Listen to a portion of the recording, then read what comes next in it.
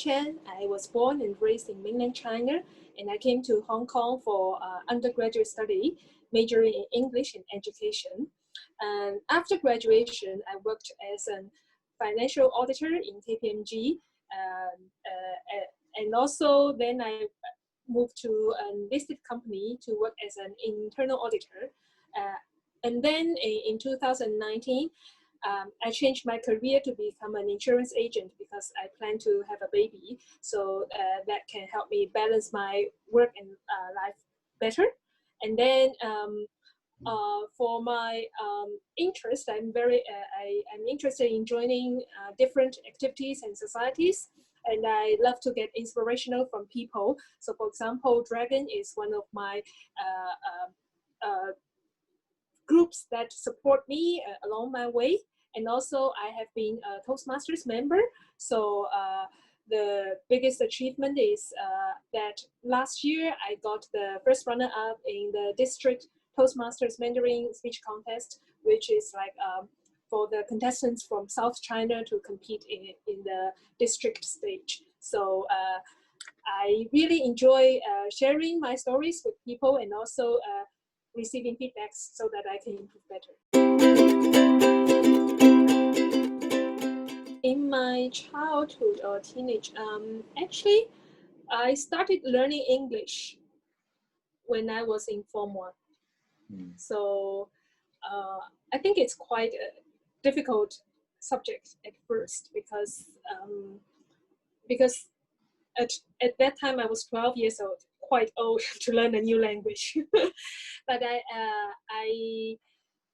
because the school that I went to is called the Wenzhou Foreign Language School, which means that the teachers focus a lot on English. So we have a very good learning environment, and I was also the class representative for English. And so I think it's through learning, I find that English is a beautiful subject, and that's why I chose it as a major. During my university life, I went to exchange in the United States, and because my major was English language and literature as well, so I got to read the English literature, American literature, actually. So these are the reading workload is quite heavy at that time. So I got to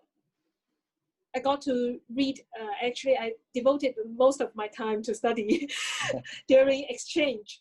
And my classmates, they are Native American speakers, and they have read those novels during their secondary school life. I read much slower than them. So I ask a lot of questions to the professor after class. So it's like a additional tutorial for me. But I really enjoy that kind of study, because I think that even though I was at a disadvantage, that as a second foreign language speaker, I learned their literature, and also with a heavy workload. But in the end, I found that all your efforts will pay off. You have deepened the understanding, and also it's quite a luxury to think about the big topics in life, about life, death, and also the meaning of life at university. Because after graduation, our focus kind of become more pragmatic. So I really enjoyed that period of time. Yeah. I was joining a Dragon reading club last night. Yes, we shared what we read. It's an informal group, so we shared what we read recently, how we got inspired. Because I think that I think that in this age, digital age, we got a lot of information. It's information overwhelmed. But I think quality pieces of information, quality knowledge is indeed very precious. So that's why I love reading books, because I want to learn from people, and especially the scholars. Actually, I have, after I become a mother, I become much more interested in learning about education, how children learn, language acquisition, how we can build a child's character. So I think these are very related to my life. So that's why I'm very enthusiastic to learn. And the recent book that I was reading is called The Optimistic Child, which means that actually optimism can be trained. People can be trained to become positive. So I think that it's applicable. It will make my life better because I can become more optimistic after knowing the ways how to become more optimistic. Value most is the relationship. So I think that if you have good relationship with each other, then you can do things together and move things forward. If people are not happy, then it's very difficult to convince them or work together. So I think for me, I think relationship is the first thing that we should value first. And then after that, if people are happy to work together, I think that will be much more productive and efficient. The reason why I would keep joining those organizations, including Dragon, Toastmasters, and also the Alumni Association of my alma mater, Hong Kong Baptist University, is that I really like the people there. So I think the people is what makes the difference. First, I think that when you join different organizations and you meet people from different walks of life, that gives you inspiration. Because once the students graduate and enter into the job market, they are mostly surrounded by their colleagues, people from the same industry.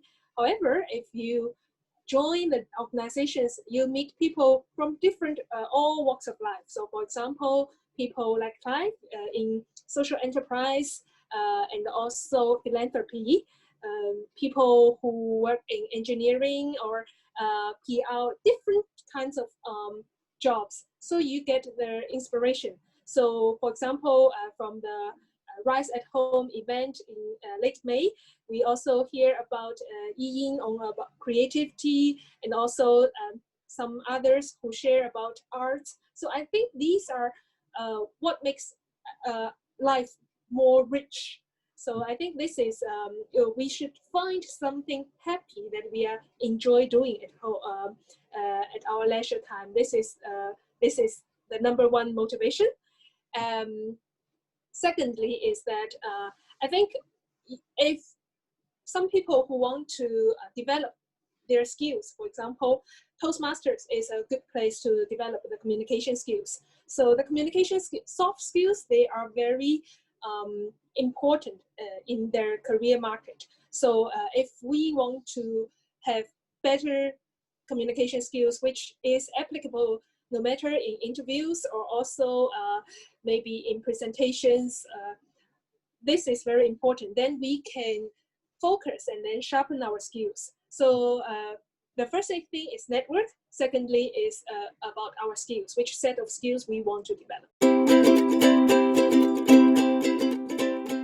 Actually, I think that actually becoming a mother helps me be a more empathetic person. Because in the past, I wasn't that, I couldn't put myself in others' shoes. So I think people skill is about, it's not all about yourself, it's about others. How when you communicate with people, how you make others feel comfortable and also they like to share. So yes, the first thing is I have the curiosity. I want to learn from my friends. So that's why I will ask questions and I'm genuinely interested in that person.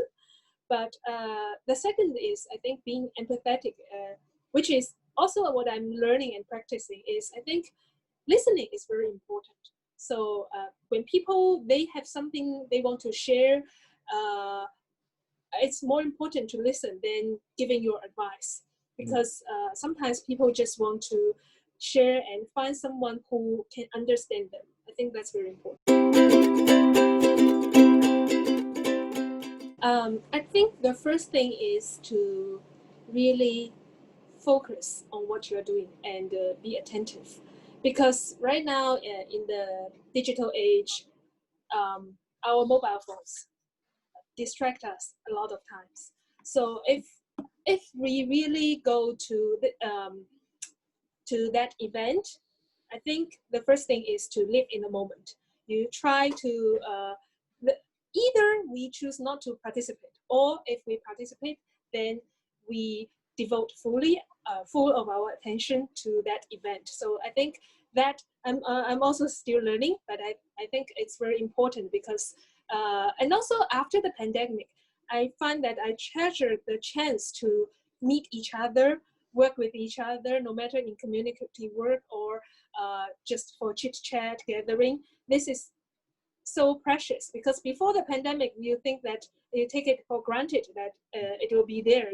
You can always date person, make appointments, but now it's so difficult. So if it's not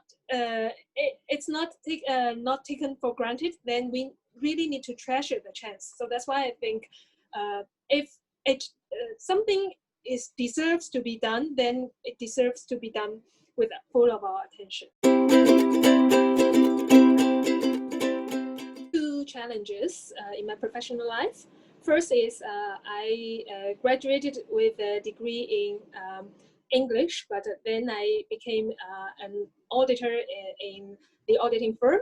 So at that time, I need to go through very intensive training, and also pass all the professional exams at the first attempt, and also while working, because the working hour is quite long.